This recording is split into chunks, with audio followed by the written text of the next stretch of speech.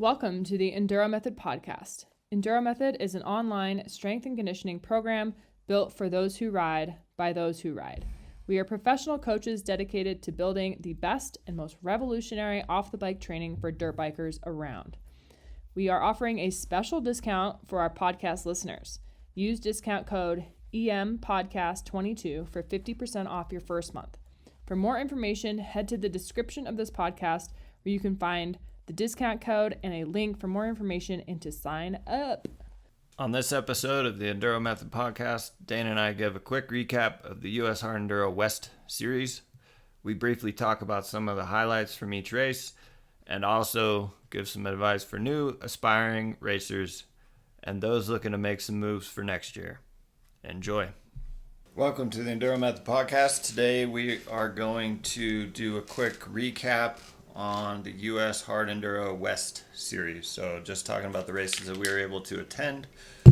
The first one being down in Page, Arizona, Grinding Stone. I was unable to race this one this year due to an injury, but Dane did do the race this year and also last year. So maybe talk about your experience this year and the differences and improvements that were made in your eyes kind of from the course 2 years ago to this year, or whatever, last year to this year. So Grinding Stone, that was a tough race for me this year and last year. I didn't finish either years. I felt pretty close on both years.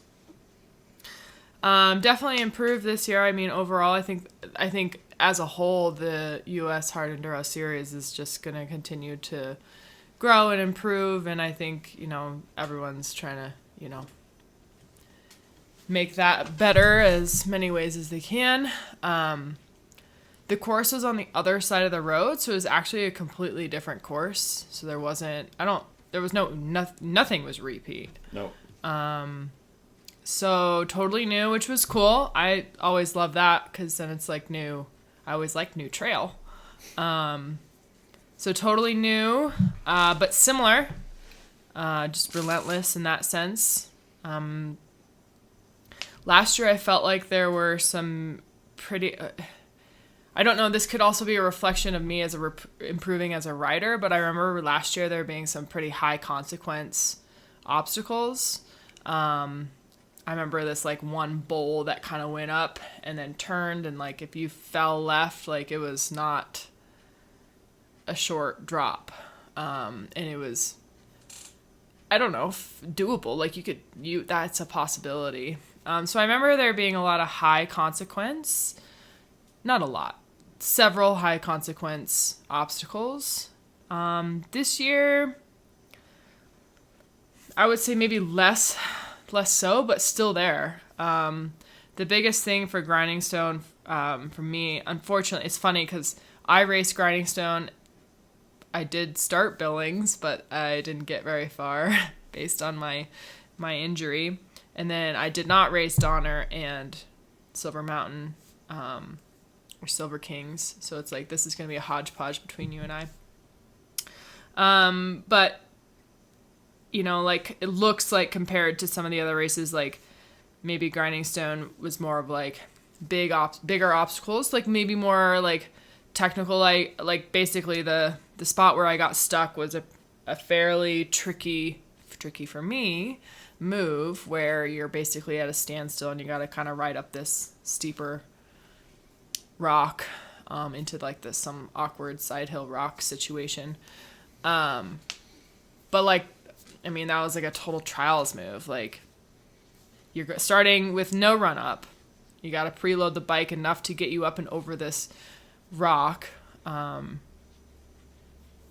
I would say the biggest thing for Grinding Stone is the bike damage. That's more than anything. I ran it. That was my problem. Yeah. The rocks are unforgiving. I remember being really exhausted too, though. I had somebody say it was the Grinding Stone was a little bit easier because you had the sand transfers, and maybe that individual knew how to ride sand because I sure don't, and that sand was not any sort of rest for me, if not maybe even more difficult than riding some of the rock stuff. But it was awesome. I thought it was well run. The course was well marked. I was never lost. I mean, I'm also in a different spot. I like that there was pro splits, so the pros definitely got to, take the shine their light or whatever, do their thing. Yeah, I mean, always a fun event, I feel. I mean, any of these races were fun. But yeah, just bigger obstacles, really cool terrain. Like, when else are we ever going to get to ride that? I don't know. Like, for us living in Idaho, super neat terrain. I remember the biggest thing I learned last year, because basically I don't know who rode my bike last year. I don't know who that person was. Came out of the woodworks, but yeah, I was like, whoa, that's how they do it. And just learning to trust your bike on that sand and what is the rock? What kind of rock is that down there? I don't know exactly. Is it sandstone? Could be completely wrong on that. Grippy rock. It's either really grippy or looks grippy, and it's not, because it's decaying. It's interesting. Yeah. But yeah, I mean, based off your observation, how would you compare? I mean, you didn't get to ride it, but how would you compare that race to the others? It looked really cool. I thought the spectator, from a spectator's point of view, it was really cool. It seems like Jim did a really good job of laying out a spectator-friendly course. Like, you could watch multiple spots very easily, get their access very quickly. So that was kind of cool. I mean, it sucked not to race, but it is what it is. So that was great. And then it seemed like from the year previous, just looking, that it was just a little bit more relentless, like more just things. You're always doing something instead of having longer time through the sand, and kind of like, yeah, I remember a section last year tighter together, instead of having bigger transfers or whatever you want to call them. Small transfers. More things packed in, yeah. I think, which made from everything I heard from racers, it seemed like it was great, and it was better than the previous year, which is awesome. Yeah, I would agree. I remember last year, like, going for maybe a stretch, like a little bit of ways, and being like, ooh, rest. And this one was like, no, didn't feel like I had much of a rest at all. I remember we had to cross the sand part, but that was like sand and that squirrely for me. Yeah. So the second one, it was a longer break between races, because the West Series round 2, I think it would have been in Ridgecrest, California, got canceled. So I didn't get to do that one, so we had quite a bit of a break. And then the second race then for us was Billings, Montana, the Bentonite Brawl, hosted by Evan Ask and Casey Von Olnesen. Sorry, Casey. I think you just butchered that. I think I got it. Von Holsten. And Von Olsen. And so we both got to do that one. And then it ended differently. But the race itself, terrain-wise, again, first of all, the hill climb was that weekend. And that was so they hosted cool. The regular hill climb, which I'd never seen before. Sorry, I don't know the series name for that or anything, but it was super fun to watch. Yeah, and really cool. Super cool. Like, if you've never seen it before, like, that was pretty neat. Worth checking out. And then the prologue thing that they did was really cool. Yeah, I did a prologue Saturday and then did the main race on Sunday. And again, similar in the sense that, like, we just don't ride that kind of terrain on a regular basis. Yeah, like, totally new. I mean, depends on where you live, of course, but, like, all of these races have something very special to each unique location. Yeah, and I mean, polar opposites, it seems like, from Grinding Stone in the sense. Yeah, which, I saw, ultimately, like, 2 rocks on the whole Billings course. I know, which, like, ultimately, like, if you're going to be the overall, like, if you're going to make it to all the races and prove yourself, like, that it shows that you're a pretty well-rounded rider. For sure. So Billings, big ups, big downs, and then short ups and short downs, but then really it makes up for it in steepness. Basically, it was the whole course in my estimation. I didn't get to ride the whole course, but I don't know, half of it or whatever it was. Again, super fun, just different, pretty relentless. Just hill bang after hill bang, steep down after steep down. That kind of sums it up. I know it's a terrible description, but it kind of feels like what it is. There's not a whole lot of rocks. There's a little bit of roots on the back end, but not much. Where they had us go. Bentonite, which is unpredictable because if it rains, it turns to shit. It's crazy town. Crazy slippery. So on our race, started off pretty good conditions. It was wet, but not bad, not soaked. And then if you were fast enough, you were actually able to almost get to the finish before it started raining again. So I think some of the pros were battling some of the hills in the rain, which, kudos to them that did get the finish. That's incredible. But the rest of us were still out on the course when it started raining, and it was turning nasty and difficult and challenging. So that definitely spiced it up a little bit. Yeah. Yeah, and all these races, it's really cool because, as a rider, I didn't get to race much at Billings, but, I felt like, I'd screw up one hill, and it's like I'd do it again and I'd make it, and I felt like every hill, you're learning something, as a amateur rider, learning how to do those hills, and you're being exposed to these interesting terrain features that challenge you on your riding skills. Yeah, I think a general consensus was if you could start the race with the knowledge that you ended with, it would be it would be different. Yeah. It makes just getting out there and going at it. And the cool part is it is a race, right? So you have a course, you have the hills that you're supposed to hit at a certain angle, you have a top out point. You don't just get I can't make it and just pick the easiest line. It's like, nope, you got to stay between the ribbons or go between the flags or follow the thing or whatever. And it just forces you to level up. Yeah. That's part of why I personally think it's such a good idea to get out and do some races. Is it's just it's like cramming for a test almost, but I think you're going to walk away with... The test is more fun. Yeah, the test is more fun, and it's probably more long-lasting knowledge that you're going to gain. And Billings has a really excellent hospital. Thank you, Billings Clinic. Yeah, we've been touring the Montana hospitals over the last 2 years, so that's fun. Between Josh's broken pinky and my shark bite. Yeah. It's been, we'll prefer to stay out of those from here. Yeah, so not as quite as thorough a review on Bentonite or the Brawl, because Dane's race was a little shorter and then mine got cut short at the end. But all in all, can't wait till next year. Super great. Hopefully get a couple hill bangs in before. Yeah. So next one. Donner. First time you didn't race. I didn't race. First time for you. First time for me. Didn't get to do last year's. Was planning on it. Broke my pinky the 2 weeks before or whatever. So that was the end of my riding season for last year. But got to go do it this year. It was a crazy month before for us. We had a whirlwind time getting out of the valley here. Went and got married the week before Donner in Colorado.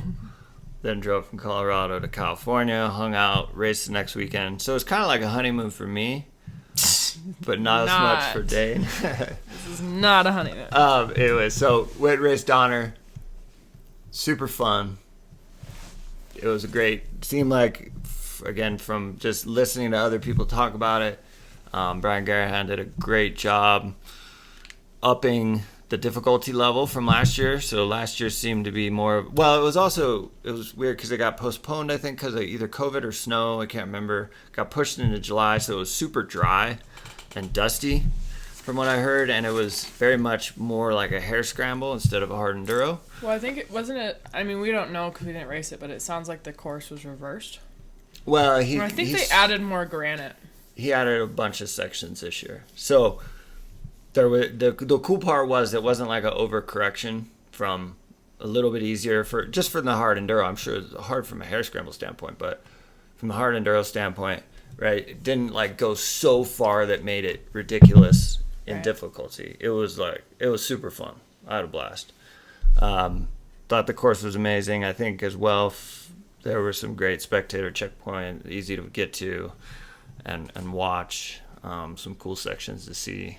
And so, yeah, I mean, I thought it was challenging, but grueling, yeah. And most of the sections were wide enough that there was no bottleneck issues. There was some definite. I'm sorry. There were a couple in the very beginning, and then that kind of got sorted. But Brian was actually on the course and like cutting roots and trees and stuff, which helped just get that flow going again.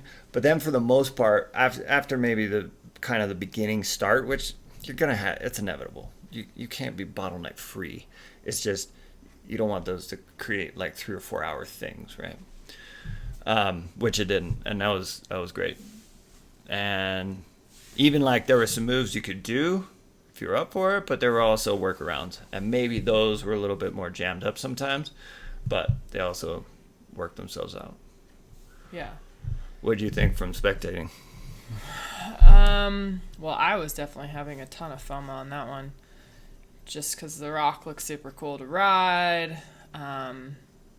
It just looked like kind of my favorite kind of hard, and like where my favorite, I guess, maybe where I shine is just like the unrelentingness, you know, like inch by inch type thing versus like gotta do this crazy move. And that's kind of what it seemed like, is like there wasn't anything high consequential maybe in the waterfall section, but I know there were splits that we didn't have to do that. I mean, obviously you're taking a risk on all of these things. You're taking a risk anytime you're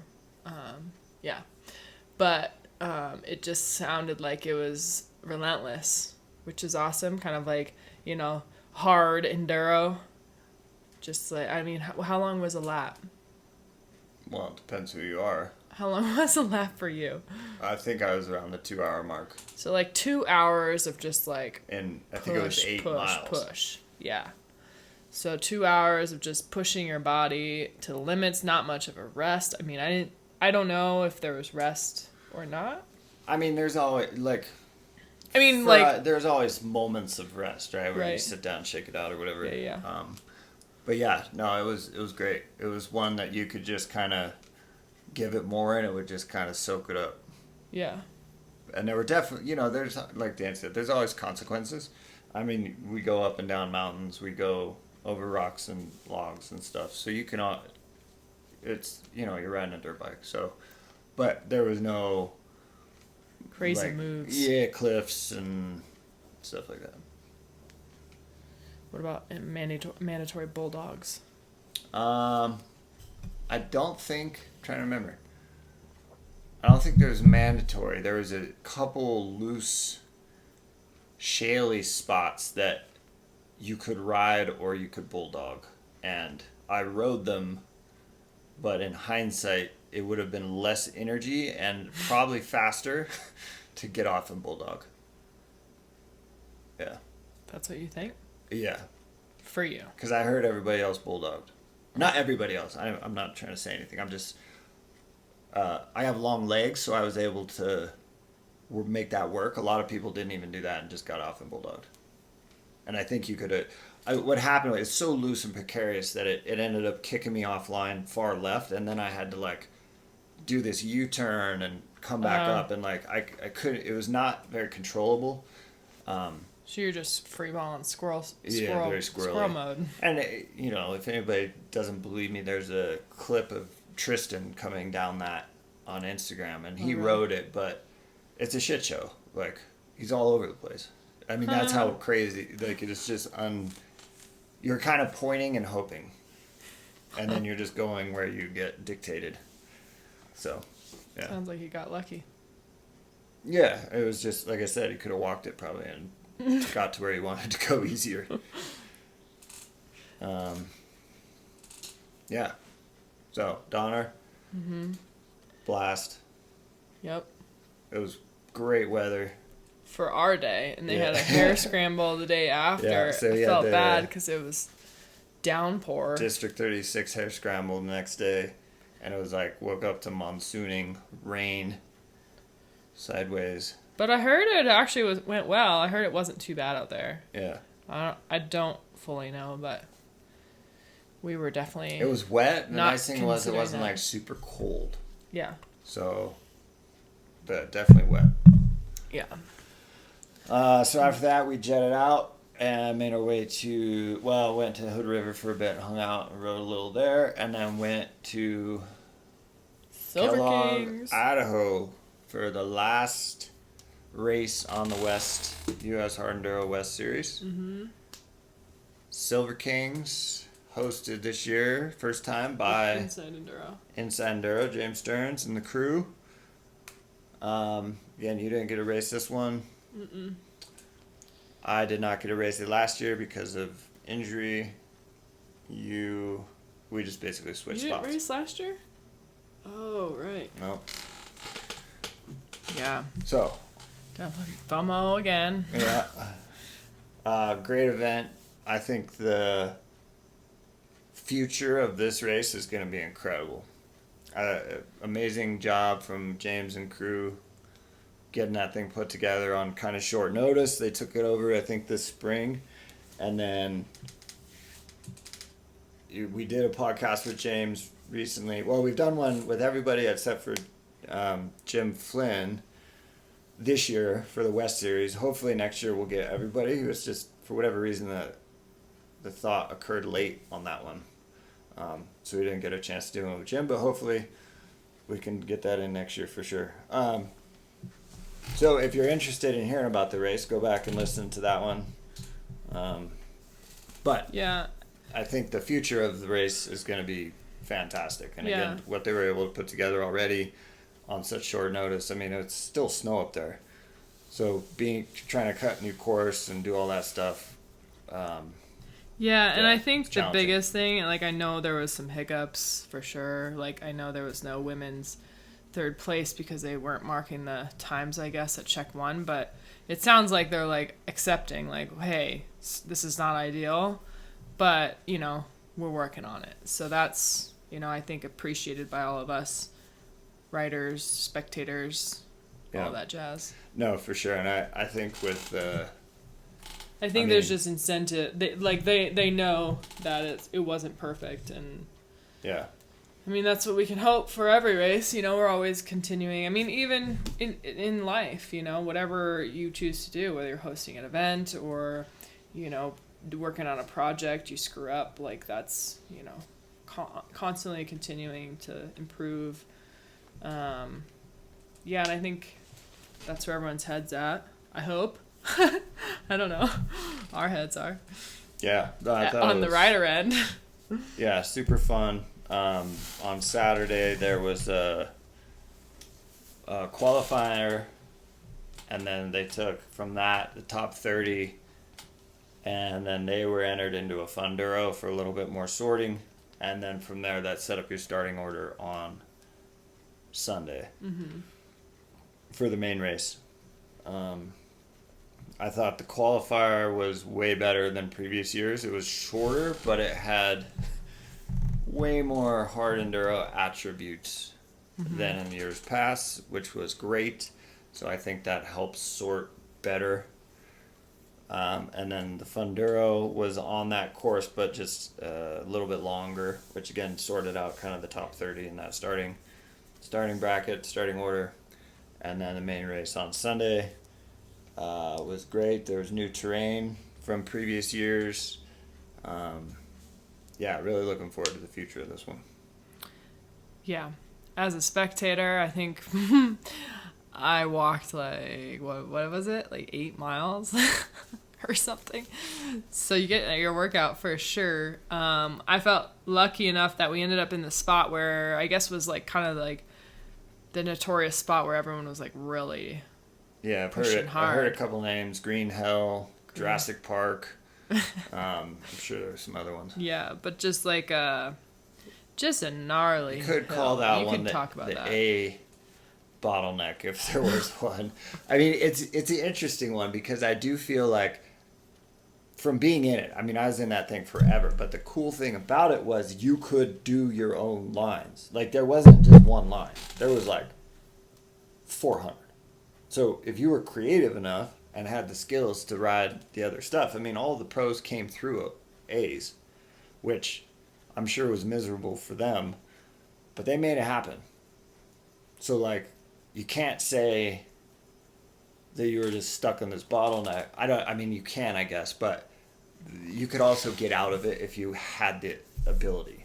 Yeah, I think, in a lot of riders' defense, it's interesting because James was like, whatever he said, as long as you follow the ribbon, if you need to go off track, and then come back on. Yeah. What did he say? Like 100 yards or whatever? Like, yeah, you're not cutting course, but if you can make it happen somewhere, make it happen. Right. And I thought, I think that's really interesting because as racers, you're always looking for the ribbon to follow, and there's typically always a trail that you're on.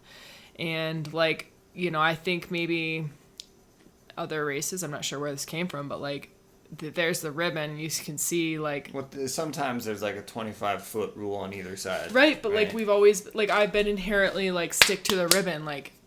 That's what you live and die by, but it sounds like, he was, like, opening it up more to more... Well, I think he knew where it was on the mountain, and there was no easy way, right? If you went down too far, you might not get back up, so you're not going down there.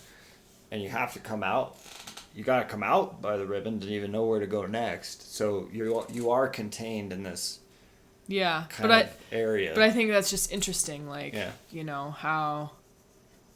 It's a different play, like, as a rider. Your mindset is, like, totally. Yeah, a little different. You get a little, like, you get more creativity. Yeah. Whereas, like, everyone, the ribbon is, like, has different purpose a little bit. Yeah.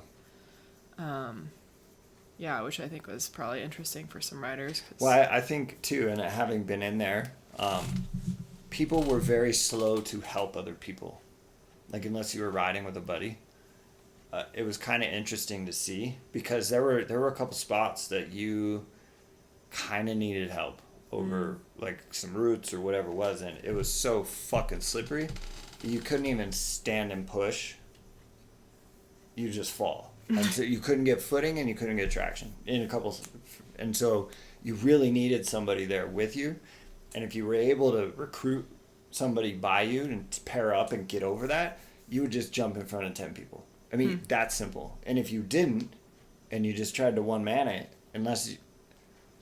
I'm fortunate to be tall and strong, so some areas I was able to push up, get a foot higher and then get traction over whatever obstacle was. And other times, it was a quick recruitment of whoever was around me to be like, hey, let's knock this out, pull me up, I'll pull you up. We get over it, and boom, you're past another 10 people, and you do that enough times, and pretty soon you're working your way to the front through that pack. Mm-hmm. And I had heard a story of another two who finished really well in A class. Who did the same thing. And they immediately paired up and just powered that thing out. Yeah. And that was... Well, where we were is kind of what I saw. Like, I mean, it was just everyone helping everyone. Yeah. And then you just... grimaced when you'd see the push and you knew how hard they were pushing you know that. I'm like, I feel the gut feeling right now. Just watching. Yeah, so Kellogg. How would you compare the terrain from Silver Mountain to the rest of them? Again, it's so different.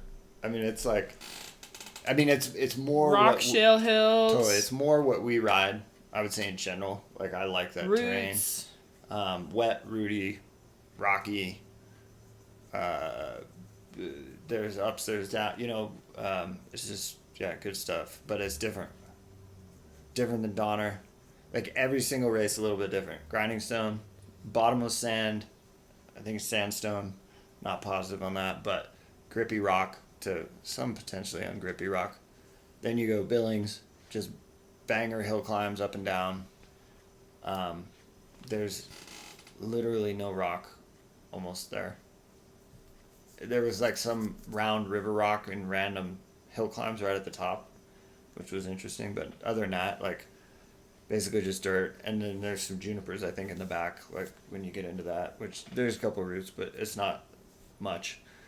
Then you go Donner, which is round granite, super grippy, and then shrubs everywhere, and some shaly climbs and descents, and then Kellogg's like wet shaly climbs and descents, and then through the trees and a shit ton of roots. And like the crazy thing with Silver is I think if it was dry, that where that A thing was, or bottleneck, whatever you want to call it, conglomeration of people, I don't think that would have really been an issue if it was not if it was dry. Yep. Like, I mean, I have to go ride it dry, but I'm just kind of taking a stab. It is steep, and it's off camber, and I'm not saying it would have been hard, but I don't think it would have been what it was. Yeah. I think you would have been able to, pivot, turn up and higher, go. There would have been multiple main lines instead of like one main line and then trying to get off that. Mm-hmm. And yeah, other than that, the Enduro cross section at the top was cool. It was, I think, better in a sense that it was rideable for everybody. There was no teeter-totter for anyone who remembers the year of the teeter-totter. There was no log matrix that just was a shit pile of people. Yeah, no, it was great. So, again, stoked on the future of this one for sure. I hope, looking forward to it. And I think, again, if you go back, that podcast with James and what his plans are for it, it's just going to get better and better every year. How do you feel you did fueling wise on your last 3 races?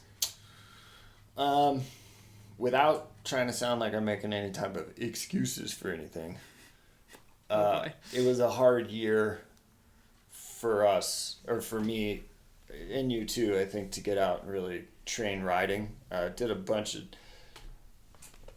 was really dialed in before Grinding Stone, and then I had a hamstring injury that set me back quite a bit. Like, I still kind of worked out. I could ride a bike, but that was about it for 4 or 5 weeks. I could do upper body things, but as far as conditioning, it's hard to condition with only your arms. So I was able to ride a bike, a stationary bike. I wouldn't trust myself on a mountain bike, just from like a fall, and keep injury. It was kind of a shitty deal. So that sucked. Couldn't really ride either at all during that point. Before Billings, I think I was able to get out on the trials bike, a Scoche, but that is not a big bike. That's not hard enduro. And any riding is good riding, but it would have been much better to be able to train, log some hours on the bike, which you couldn't do. And then with the wedding, and we were out of our house for the summer, so getting all that taken care of. I think I did 1 weekend on the bike. Had a couple. Maybe 2 before Donner. And then a whole bunch of trials, backyard, but again, that's not conditioning work. So couple rides. Let me ask you this. For somebody looking to do either A, the full series, or B, a race, what would you, if you were to give them like one thing to do besides Enduro Method, what would you recommend based on doing the past 3 races? Like, obviously they're very different terrain, but if they were to what's best bang for your buck type thing. So I'll try and keep this short. Or did I just open a can of worms? No, it's good. Honestly, First sign up for Enduro. You need everything. You need to be strong. You need to have aerobic capacity, and you need to have aerobic base fitness, right? And some anaerobic in there. So you need to be able to lift heavy things. You want to be able to lift heavy things multiple times. You need to be able to go a long distance at a lower intensity, and you need to be able to have spurts of really high intensity in there and then recover from it. That's from just the fitness standpoint. because hard enduro, even enduro, it's all over the place. And then all of those things change as your skill set changes. So when you're a newer rider, so if you're racing B class or C yeah, class. if you're racing B or C, it's a totally different experience than if you're able to race pro or top of A or B, like, right? So the one thing, I mean, aside from trying to do some type of physical fitness, right, get stronger, get more in shape, is ride your bike. Now, where that starts to change is the more competent you become as a rider, the more important it is to drill. I mean, drilling is important regardless, but like if you want to get better at racing, you have to drill and you have to use a clock, in my opinion. So you need to break down the things that you're not good at, like maybe going over logs is a weak point. So practice going over logs, practice multiple angles of logs, practice going over a log in first gear, second gear, from a dead stop, put your front tire on it, learn to double blip over it, learn to try and zap it, all those things. Practice pushing your bike. Absolutely, because there's more efficient ways to push your bike. Watch a Rich Larson video, right? I mean, it's out there. So like you need to set time aside dedicated to practicing these things that will show up over and over and over and over. Because if you've only done them once or you've done them twice on the trail every now and then, it's not going to fly. I think you need to be doing it hundreds of times, and then hopefully under pressure, you can pull it off, because it's a totally different experience. I mean, take, for example, without getting too sidetracked, the Billings prologue start. You had barely a run-in to a curb kicker to a 4 or 5 foot dirt wall that you kind of had to splat. A little bit, right? And that means I did a splat. I got over it one time. And I'd been practicing these things. Thank God, because that would have, like, the nerves were already high, and you're kind of out in front of everybody. And like, first one I did better. Second one I almost bobbled. I did bobble a little bit, and like, I felt fairly confident in it, just watching it, looking at it, and then you get up there and all the things happen. But like, imagine how if you've never done that before, or even never really put yourself in a situation where you got to start 10 feet before a log and put your feet on the pegs and try and get over it. Mm-hmm. So there's all these opportunities out there to practice these things. Second part, you need to work some times or work some sections that are longer, right? And this falls similarly, did a podcast on energy systems. You can take that, use a little creativity, and bring that into your riding. Because if you have no idea what pace you can ride for how long, it's a shit show. How right? many people just blow it? 100%. You 20 minutes. You go balls to walls for the first 20 minutes. Yeah. At the 90-minute mark, you're smoked. At the 2.5 hour mark, you're unsafe. At the end of the race, you're obliterated. So like, going out and practicing practicing different speeds through different types of terrain and different time duration. So the shorter the time duration, the higher the intensity can be. And again, I don't want to, like, it's hard to give specifics because everybody's riding abilities are different. So something that like Cooper Abbott might be out there ripping, hot laps on a log matrix, where he's super intense, short bursts for 5 minutes or something, 2 to 5 minutes. But he's not doing that same pace if he's out there doing that session for 20 minutes, right? Like the speeds are going to change, and these pro level riders they know where they're at and where they need to be. So the sooner you can start trying to learn that stuff, the better off you're going to be. The more efficient, the more smooth you get. If you have a stopwatch, or put a little cheapo watch on your handlebars. You got a nice little loop you can do. It's either regular loop or enduro loop. You can make a couple or have a couple. That would be the biggest thing outside of fitness, would be drill skills and time. And then the hard part about that is not everybody has the luxury of having either private property or potentially some place like that that's not public land. So if you're trying to just be safe, like if you're out on public trails or multi-use trails, make sure you can see far ahead maybe on the trail or whatever, because it definitely throws a wrench in with multi-use stuff. What was your biggest limiting factor on Bike fitness? 100%. Just spending more time on a bike? I mean, It's true. I know how much you rode, so. Yeah. No, it is a little frustrating, but at the end of the day, it is what it is. And so I'm still going to go out and do it and have fun. Like, that's what I want to do anyways. If you were to give a piece of advice to somebody who's interested in doing a hard enduro but has never done one before, did I already ask that? No. What would you say? Or maybe I'll answer it. I would say, I'm curious on your answer. I would say go out and do a regular enduro first. Yeah. Actually, that's a really good answer. Do a hare answer. scramble, do an enduro. Because you're going to get a taste. Like, hard enduros they're hard. That's why they're called hard enduros. I don't know if you've never raced, and you're very new to riding, if that's the place to start, in all honesty. That is true. Like, we've raced very few, enduro, I don't know what you call them. Well, hare scramble. The first Idaho City I ever did, I was kind of like, man, there was some technical hill climbs in there. Well, that's what I was going to say is, like, right. In all these races, there's usually something that's going to hang people up. And even the fast guys, they'll start bobbling all around because, I mean, the bike's probably set up to not be very conducive to riding any sort of technical thing where, like, that's usually where I'm like, a couple passes. I did a couple passes. And then it opens up and there they go, boom, boom. Totally. But just getting actually, one of my favorite things, one of the coolest things I've ever done was I think it's a hare scramble. I'm going to sound like a total noob now. Hare scramble, hare and hound, whatever, where they have a mass start in front of this open field and they you have all these bikes rev. You can smell the gas, drones are flying, and then they're like, cut the engines, and then everything is completely silent. Yeah.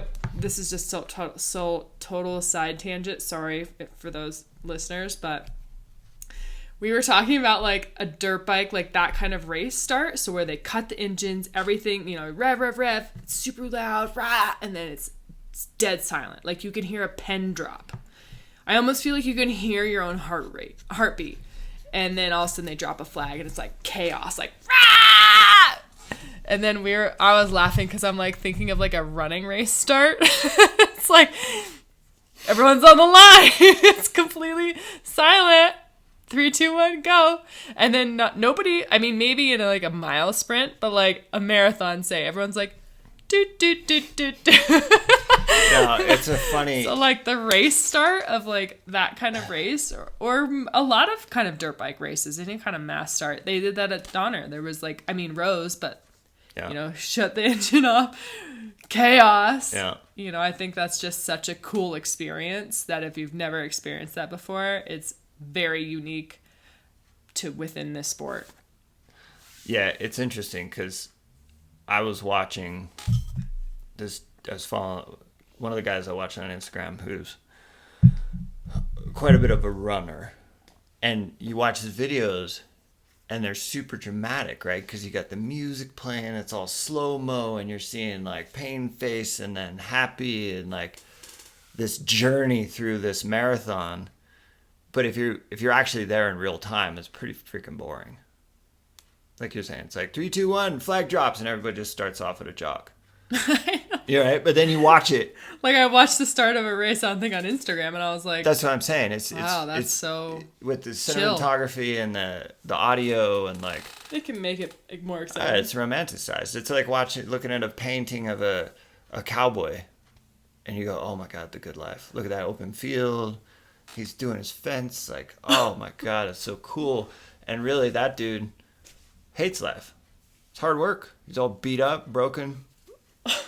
Might get, taken apart from nature, bears, Indians, all kinds of things. But in the photo or the picture, it's just romanticized.